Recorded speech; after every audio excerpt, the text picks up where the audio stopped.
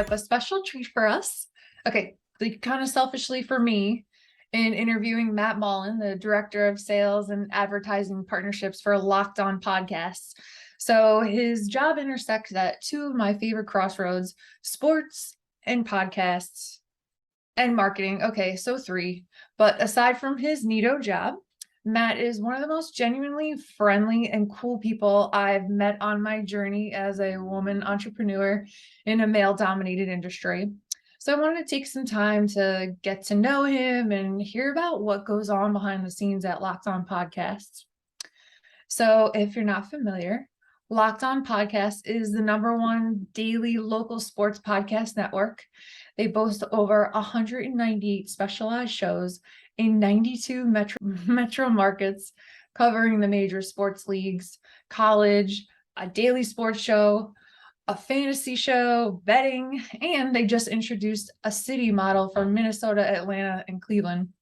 17 million people tune in to get the latest on their teams per month and over 4 million per day. That's crazy. Hi, Matt. Thanks so much for your time. I'm really excited to pick your brain today.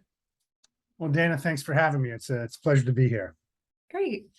So I'm a little low-key jealous that you work with podcasts and sports. So tell us, what are your favorite sports and teams and your favorite podcasts outside of Locked On? Well, we cover the gamut, being with 198 daily sports podcasts. So I listen to quite a few of the Locked Ons on a daily basis. Locked On Today is one of my favorite podcasts because it covers all the big stories in sports, and it's only about 20 minutes a day. But my favorite sports, I grew up playing basketball. So I had the hopes of playing at the college level, but I just wasn't good enough. So, you settle. But I enjoyed, as a kid playing Pop Warner football and, Little League baseball, all those things that kids do. But the truth was I wasn't talented enough to play at the next level. So I did the next best thing. I got into some other sports, skiing and other fun things, beach stuff, and ended up in the sports industry via broadcasting career, which, just one thing led to another, getting into the media sales space. And then from there, finding my way at a station here in Los Angeles called KABC, and we acquired the Dodgers play-by-play. And so I hired a play-by-play manager and oversaw the play-by-play of the Dodgers for a few years, and then was able to translate that into a good 11, 12-year run at ESPN before I transferred over here to Locked On. So that's how I did it. Hey, you worked at ESPN too? That's really neat. Yeah, I had a really good run there for about 12 years here in Los Angeles, and had a lot of really great opportunities to work closely, obviously the brand itself, but also a lot of the local teams, the Lakers, the Rams, USC, the Angels, etc. So it was a lot of fun. So then you must have met a lot of athletes. You got any fun stories for us? You do come across quite a few of them, both just because they're in the building, they're doing interviews, or you meet them at events or games, etc. So I did have a really wonderful, Kobe Bryant. Magic Johnson was probably my favorite. Magic and James Worthy were my favorite. Lakers for many years. And then Kobe came along, and of course, Kobe was a lifelong Laker and a tremendous player and a great competitor across the board, and really held himself and his teammates to a really high standard. And as luck would have it, one year in, 2014 or 15, I had the opportunity to fly on the Lakers team charter for a flyaway to, I think we went to Memphis and Dallas. And the first game in Memphis, Kobe hit a buzzer beater at that game. And just so happened that after the game, there's two buses going back to the charter, because that night after the game, you're flying to Dallas for the next game. And our bus left a little ahead of the team bus, and we met, at the charter airplane hangar, and whatever, taking time to get our stuff. And it just so happened that Kobe and I were walking up the tarmac together to the plane, and so just started talking to him about how incredible the game was and the buzzer beater, and impressed with how many fans were in Memphis on Beale Street before the game. and just had this nice conversation with him all the way up until we got to his seat. And he, they sit near the front, and the media and other people sit near the back of the plane. And he goes, "Hey, Matt, it was really nice talking to you. Have a good flight." And when I sat down, I literally was like, how the heck did I get here? The fact that Kobe, because when I got there, I introduced, "Hey, Kobe, Matt from, blah, blah, blah." And so the fact that he said that to me and I went and sat down was really a unique, special moment where I was kind of pinching myself, like, how'd you get here? That moment, it was just a very cool conversation after a really spectacular moment by him on the court. So that was pretty cool. That is cool.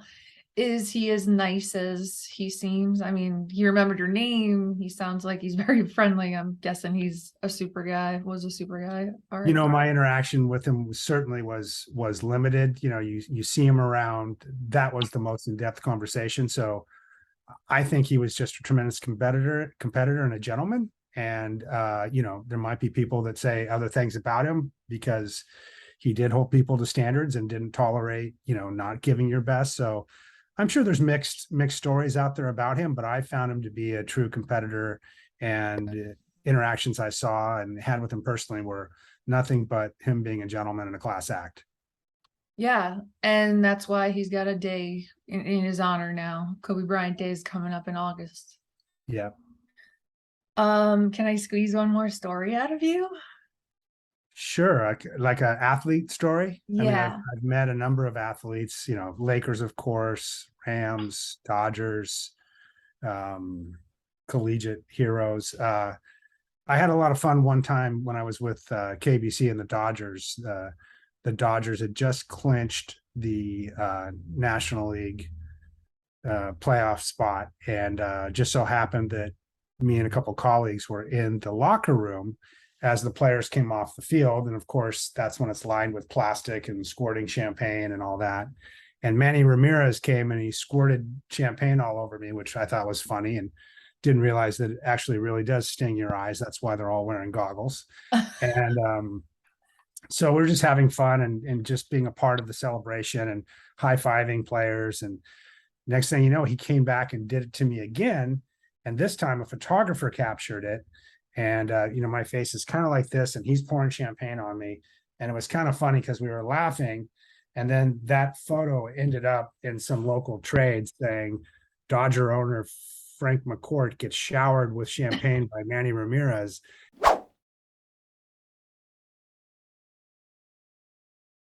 And it was me. It was just, you couldn't really tell because my hands were like this, and I was wearing a white shirt and blue slacks, so it may have looked like him from a distance. But anyway, that was kind of fun. Oh, that's hilarious. Good one. So thank you for sharing those. I can never get enough athlete stories. So anytime you want to call me and tell me another one, I'm open. Yeah, will do. So if I'm being candid, I've found that in this industry, some people make it really difficult to tell where they're coming from or what their true motive is. But I have to say, after our first conversation, my instincts told me that I could trust you, that you're a stand-up guy who means what he says. You were also incredibly helpful.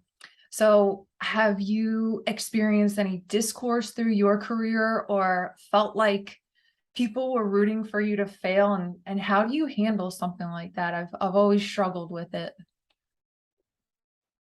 Gosh, that's an unfortunate, I guess, part of human nature, right? And the more experience you have, the better you get at, identifying people with those kind of motives and not buying into what they're saying and doing. So surely I've experienced that. I've had a lot of cheerleaders in my camp, and done a lot of team building with good people, but it only takes a couple of people to gaslight a situation and or take an agenda sideways or misrepresent, especially nowadays. It's real easy to misrepresent what people say or do, or people infer what your intentions are based on something, and they sell that as a narrative.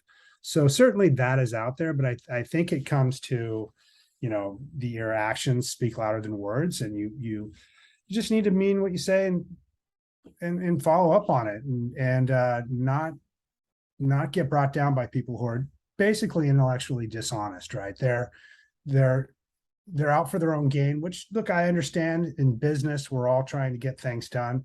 But my view, and I think certainly I've aligned with now with Locked On, and my leaders and managers that I get the opportunity to work with are very much based in good principles and ethics of, let's do what's right, and for our, obviously for our content and for our partners, and we'll try to make it good. We live up to our promises, and we want to make it good. It's not always about chasing and grabbing the buck, because if it's not right for the client, you're not going to keep that client long term anyway.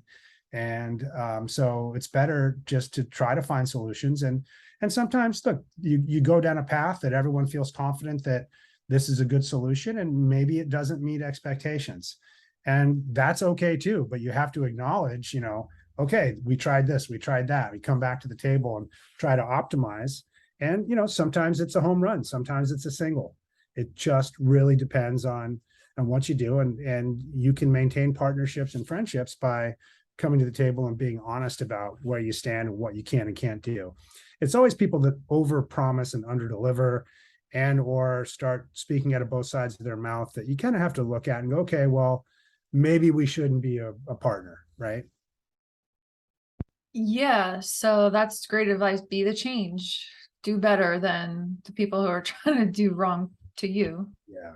And I just agree. and really not, there's energy vampires everywhere in life, right? And if you come across someone like that, then you just have to have the emotional intelligence to realize, okay, I'm going to back off this, and I'm going to put my efforts elsewhere. But then sometimes there's people that, we have to deal with on some level, whether it's professionally or a business relationship. And I'm not saying difficult clients are bad, because sometimes difficult clients are difficult because they have high expectations. But sometimes there are people who, just like drama, right? And that can be counterproductive in a lot of different ways, because it's not solution based. It's creating more drama or more, I'm not really sure what, but it's generally speaking not an efficient or profitable way to work. So, you try to identify that. And, I think anybody who's been in business long enough, if you've been told that you don't work, or a partner doesn't want to work with you, but at the same flip of the coin, we're not afraid to fire a client if a client is unethical and or just has really bad standards or expectations, or wants to use our data in some way that we don't want to let them use it. Then we'll simply just say, I'm sorry, we can't work with you. And no hard feelings. We understand why you might want what you're asking for. We're not going to give it to you, because that would be a breach of the promises we make to our fans and our clients. So you part ways, right? You just, all the best to you, and move on, and not get caught up in the drama. That's great advice. And that you can apply to your personal or professional life. Watch out for those energy vampires. Yeah, absolutely. Definitely. I'm in sort of a unique position, because even if I feel like the world is coming down on me or people are attacking me, I work with my dad. He's always got my back.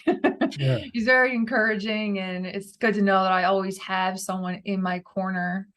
So it's changed me a little bit, in just that I'm a little more reserved in just jumping out and trusting someone. But you do pick up vibes about people, and you kind of learn right away what someone's motivation is. So yeah, I appreciate Did that. you find in your experience that people maybe discounted the value you were bringing to the table because of, being female, or a lack of experience, or Yeah, some? definitely being female and kind of being the younger person in the room, not having a ton of formal education, but I think that there's all different kinds of ways to learn. And just because I don't necessarily fit in a box or have a bunch of check marks next to my name doesn't make me any less capable of crushing everything that I do, which is what I'm always out to achieve. Fantastic. I love that. Yeah, it's good to feel good about what you're doing too. It's encouraging, It like you said. does. It's momentum, right? Once you get momentum on your side, it's a lot of good things can happen.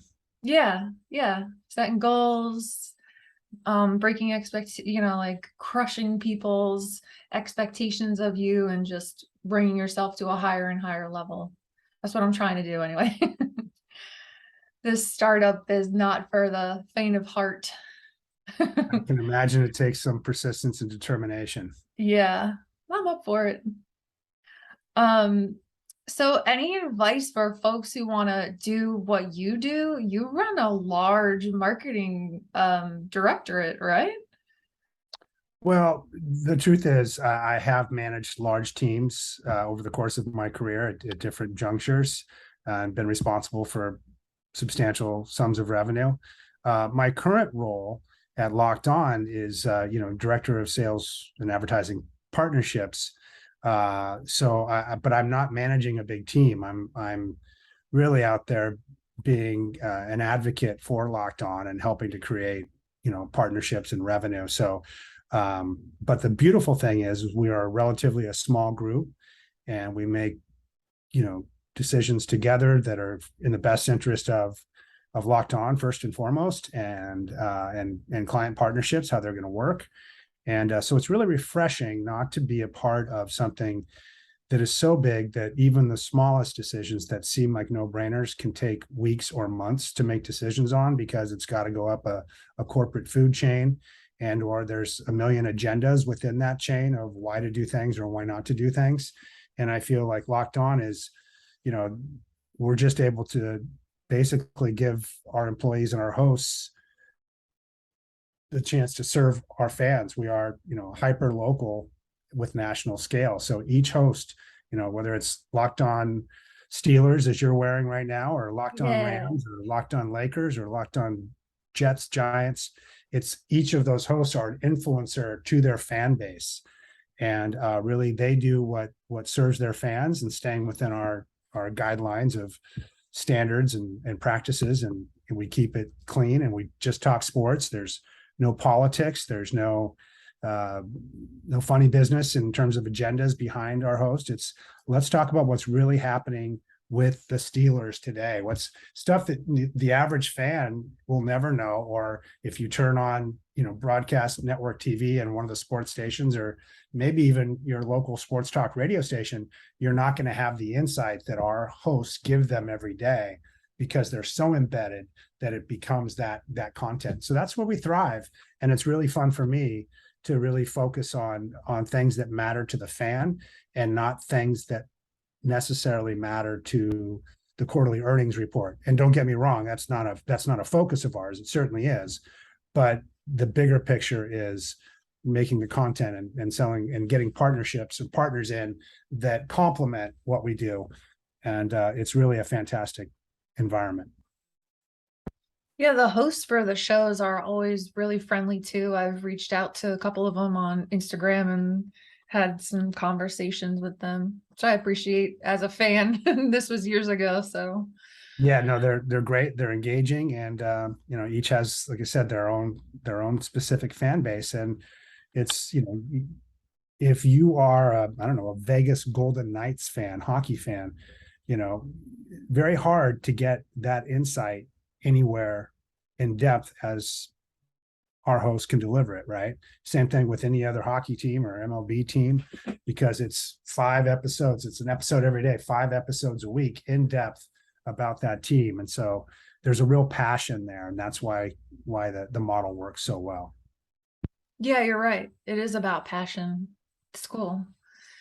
Um, I'm all about that. You seem very passionate about, making it a great experience to work with Locked On and to produce a great show. And that a lot of that has to do with funding it. And that's where your advertising comes in. That's why people like to work with you. So it's great. Well, thank you. So since we are also a streaming affiliate type of show, what are you binge watching right now? What kind of movies and shows you like? So I like all kinds of shows. There's a new show on Apple called Blackbird. It's a little dark. It's about a serial killer. It's That Ray makes sense. Liotta is in it. He plays the father of the guy that's in jail, not the serial killer. Greg Kinnear is in it, and it's a fabulous show. I think there's 4 episodes have dropped so far. I really recommend that to anybody who likes that kind of show. I'm a big Curb Your Enthusiasm fan, so always stay fresh on those seasons. And sometimes if I just want to laugh, I'll go back and pick a season and throw it on there. But I number of different kinds of shows that we'll put on. There's a new one that we just started watching the other day called I think it's on Hulu, called The Bear, Bear, and it's about a restaurant in Chicago. It's kind of intense. Okay. I wrote down that Blackbird one. I'll be checking that one out. Yeah, it's very good. It's a very good show. I just started using Philo, and they have a lot of movies on demand. So in the last few weeks, I rewatched all the Rocky movies. And I'm in the middle of watching Red Dawn. Oh yeah, But nice. yeah, it's so good. My husband and I are binging. Well, we just finished Good Place on Netflix. That's a really good one for just like a quick comedy. Plus it has some depth to it, which I appreciate. And then we watched on Paramount Plus, it's The Day the Music Died. It's the history of American Pie, the Yeah, song. It was really, really good. yeah, I've seen that. It's very good. It gets in your head though. I wake up every day now thinking about that song.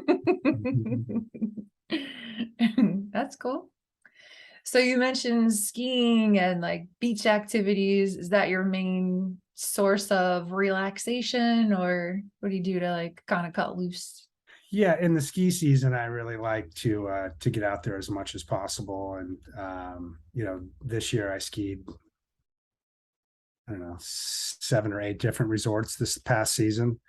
Lucky. So I do try to take advantage of as much skiing as I can. And where I live, we have a group of guys that we meet most mornings at 7:30, and we paddle around an island here called Naples Island. It's about 3.5 miles, and stand up paddleboarding. And we paddle, and then we stop and we have coffee on the beach and let our dogs run around for a little bit, and then we get back to work. So yeah, it's those kind of things. I fish quite a bit.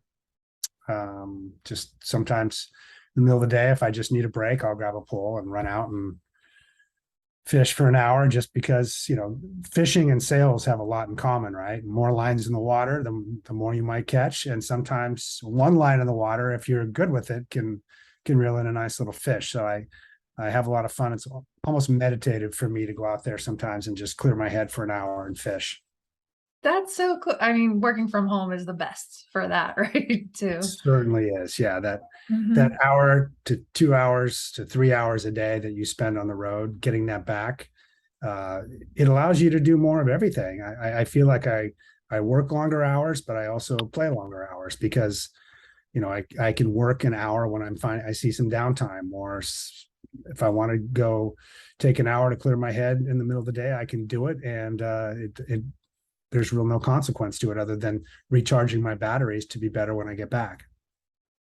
Yeah, I agree. I've been working from home for I think like 5 years now, and I don't know how I ever drove to the office every day. I really don't. Yeah, I know. And I know my dogs are certainly happy that I'm home all day, every day. You should try commuting in Los Angeles. It is no fun. Oh gosh. Well, I grew up in New York. You're familiar. Yeah, that's why I don't live there anymore. I love Yeah. my family in New York, but sorry, never moving back. Right. Well, I'm so excited that we'll be working together in the fall. I think FishFace and LockedOn are going to do a lot of big things together. So thank you a ton for your time today. I really hope that we can do this again soon. Is there anything you want to plug before we wrap up? Do you have like a personal account you want someone to follow, or should we all just, everyone should be checking out the LockedOn podcast. Definitely. Yeah. There's something Check for out everyone there. your team, wherever you are, your local team that you're most passionate about. And if you want a really good overarching podcast, Locked On Sports Today is a wonderful daily sports podcast that gives you the big picture in sports. So that's really the only thing I have to plug. But I do look Yeah. forward to working with FishFace and what you're doing to streamline the sea of content out there to make it easier so they're not switching between all these different platforms. And I think Oh, it's a brilliant idea, and I'm excited to work with it, well, work with you on the launch and getting our fans to be your subscribers. yeah, that would be amazing. I know, I can't wait. Like the people who are listening to Locked On are the people who are going to love this the most, but honestly, it's a product for everybody. So I definitely foresee good things happening. Good. Well, I'm excited to work with you. Me too. Thank you. You're welcome.